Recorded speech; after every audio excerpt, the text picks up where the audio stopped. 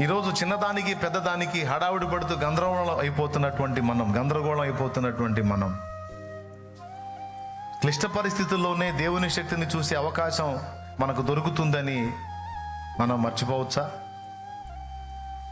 క్లిష్ట పరిస్థితుల్లోనే దేవుని శక్తిని మనం ప్రాక్టికల్గా అనుభవించే ఛాన్స్ మనకు దొరుకుతుందనే సంగతి మనం ఎన్నడూ మర్చిపోకూడదు. అది మనం గుర్తుపెట్టుకోవాలి. పరిస్థితులు అనుకూలంగా ఉన్నప్పుడు కాదు దేవుని శక్తి నీకు బయలుపడేది. పరిస్థితులు ప్రతికూలంగా ఉన్నప్పుడు నీకు దేవుని శక్తి ప్రత్యక్షంగా చూసే ఛాన్స్ వస్తుంది. దాన్ని గ్రహింపులో పెట్టుకోవాలి. వాళ్ళు అలా చేశారు.